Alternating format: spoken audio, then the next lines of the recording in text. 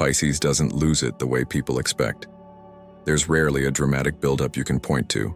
No loud countdown, no obvious warning flare in the sky.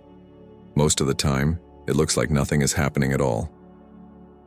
A soft smile, a quiet nod, a gentle, "It's fine." But inside, something is recording everything. Every shift in tone, every unspoken dismissal, every time love is treated like a service instead of a sanctuary. Pisces is water, and water has a way of holding what you pour into it, until it can't. Because Pisces doesn't just hear your words, Pisces hears what's behind them, the intention, the absence, the secret contempt you tried to hide inside a joke. And that's what makes their temper feel so sudden to other people. You were only watching the surface. Pisces was living in the deep. They were feeling the undertow long before anyone noticed the tide changing. If you've ever loved a Pisces, or if you are one, you've probably seen how they can carry pain like a sacred object, wrapped in velvet, handled with care. They don't want to be a storm. They want to be a sea at peace. They want tenderness to be safe. They want softness to be respected. And if you're here for the kind of astrology that actually heals and tells the truth, subscribe to Arcana of Pisces, because you deserve guidance that speaks to your soul, not just your sign. There are silent triggers that don't look dangerous from the outside. They look small, ordinary, no big deal. But Pisces isn't triggered by the obvious thing. Pisces is triggered by the spiritual meaning beneath the thing. The invisible message that says, your heart is inconvenient, or your care is expected, or your intuition doesn't matter. And when enough of those messages stack up, the snap isn't random. It's the sound of a boundary finally being born. One trigger is being doubted about what they feel, not questioned with curiosity but dismissed with superiority. The kind of dismissal that makes them second-guess their own inner compass. Pisces feels reality through emotion and intuition the way other people feel it through facts and timelines. So when someone says, "You're too sensitive," what Pisces often hears is, "Your truth doesn't count unless it's convenient for me." They might stay quiet in the moment because Pisces doesn't like conflict. Pisces likes harmony. But the silence isn't agreement. It's them retreating inward, trying to translate pain into something they can live with. And each time it happens, something sacred erodes, like a shoreline worn down by a wave that arrives smiling.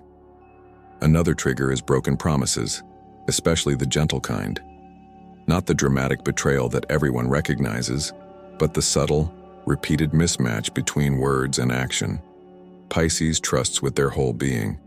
When they believe you, they don't believe halfway. They build a little altar in their heart where your words live. So when promises keep collapsing, Pisces doesn't just feel disappointed, they feel spiritually unsafe.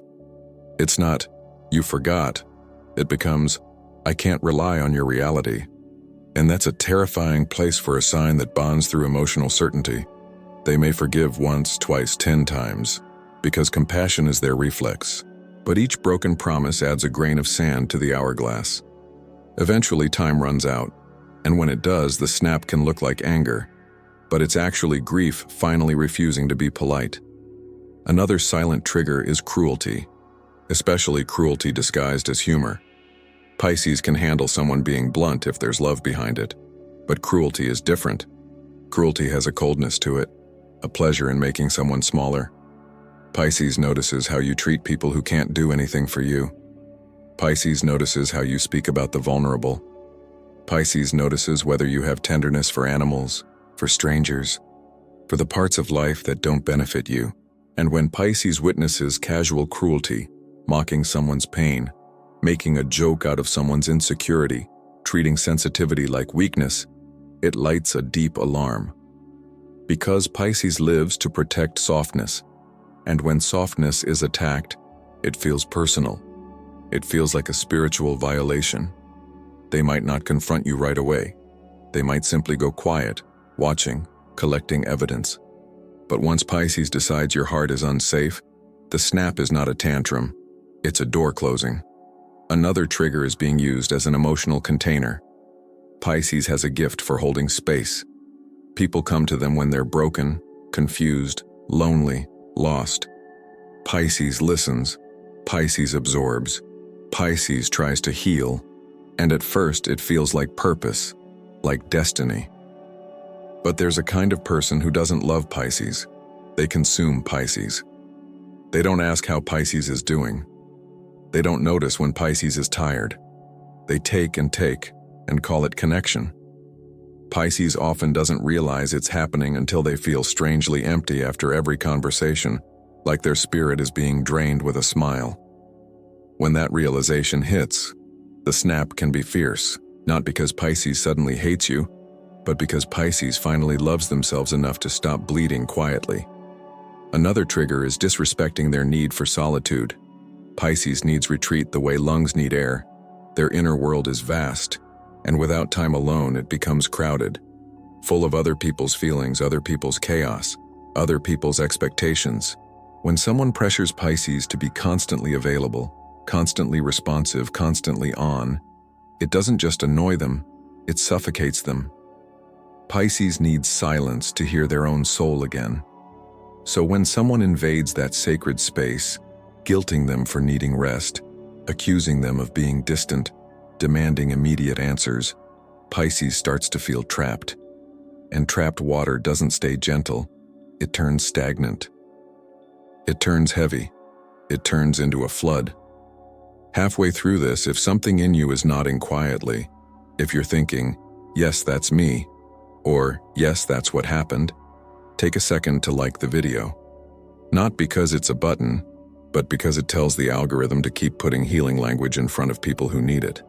Pisces energy doesn't just want to be understood, it wants to be used for growth. Another trigger is public embarrassment, being made small in front of others. Pisces can endure a lot in private. They can process pain in quiet, forgive in silence, heal behind closed doors. But humiliation hits differently because it attacks their dignity. It tells them, your feelings are entertainment. It tells them, you're safe to disrespect. Pisces might laugh along in the moment to keep the peace because they don't want to ruin the vibe. But inside, something snaps long before they speak. And later, when they finally confront it, people are shocked by the intensity. They say, why didn't you tell me earlier? But Pisces did tell you, through their eyes, through their energy, through the way their warmth started leaving the room. Not all warnings are loud. And then there's the trigger that feels like a spiritual cage, ultimatums, forcing Pisces to choose under pressure, demanding certainty before they've had time to feel, trying to control their timing, their decisions, their friendships, their freedom. Pisces is adaptable, yes, but not because they're weak. They're adaptable because they understand complexity. They know two things can be true at once. They know love can exist alongside fear, hope alongside doubt. So when someone tries to flatten them into a simple answer, decide right now, prove it. If you loved me, you would. Pisces feels manipulated. Their intuition starts screaming. And that's often when the snap happens because Pisces would rather be alone in truth than trapped in a performance. Here's what people don't understand. Pisces doesn't snap because they're dramatic. Pisces snaps because they've been quiet for too long. They've been translating disrespect into patience. They've been turning disappointment into compassion. They've been calling their own needs too much just to keep peace with someone who never learned how to hold a heart gently. And the moment Pisces finally breaks, it can look like anger, but it's actually self-respect emerging from the ocean like a mythic creature no one believed existed. If you're a Pisces listening to this, you might recognize the pattern. You hold everything. You try to be the safe place. You try to be the healer. You tell yourself, it's okay, they didn't mean it. But your body knows. Your spirit knows. The snap is your soul saying, enough. Not enough love, enough betrayal of yourself. Enough abandoning your truth to make someone else comfortable. Enough shrinking your sensitivity so other people can stay careless. And if you love a Pisces, listen closely. The way to prevent the snap isn't to keep them happy all the time. Pisces isn't asking for perfection. Pisces is asking for sincerity, consistency, emotional respect. The way you keep Pisces soft is by being safe, by telling the truth even when it's inconvenient, by honoring their solitude instead of punishing it, by keeping your promises, especially the small ones, by never using their heart like a resource. Pisces is often painted as gentle to the point of weakness, but that's a misunderstanding of water. Water is gentle, and water is unstoppable. Water can cradle, and water can carve stone. Water can heal, and water can drown noise. Pisces doesn't want to become the storm, but Pisces will become the storm if peace requires self-betrayal. So what do you do with these triggers, especially if you feel them in your own life? You begin earlier. You speak sooner. You stop waiting until you're overflowing to admit you're full. Pisces needs boundaries that feel like compassion, not punishment. Boundaries that sound like, I love you and I won't abandon myself. Boundaries that protect the inner temple where your intuition lives. Sometimes the most spiritual thing you can do isn't forgiving again. It's telling the truth the first time your soul flinches. Try this.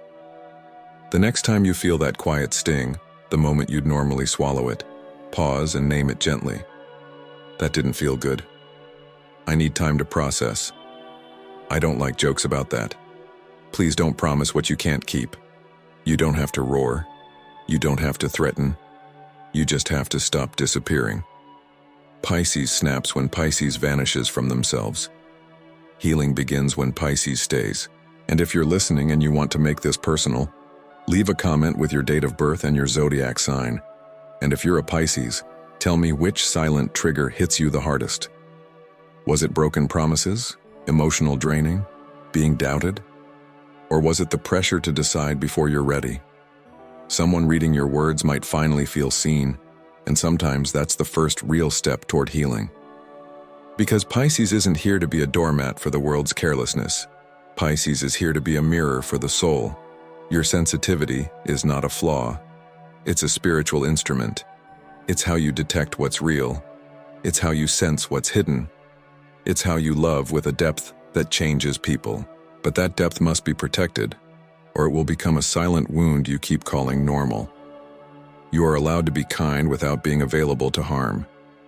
You are allowed to forgive without returning. You are allowed to love without losing yourself. And if someone calls your boundaries anger, let them. They were comfortable with your silence. They were never committed to your peace. If this felt like it was speaking directly to your life, subscribe to Arcana of Pisces for more reflections that honor your depth and guide your healing.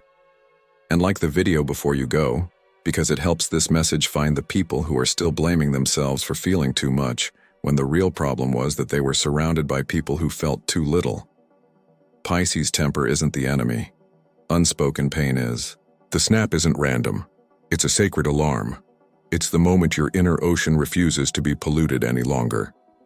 And the more you learn to listen to the smaller waves, the less you'll need a storm to be heard.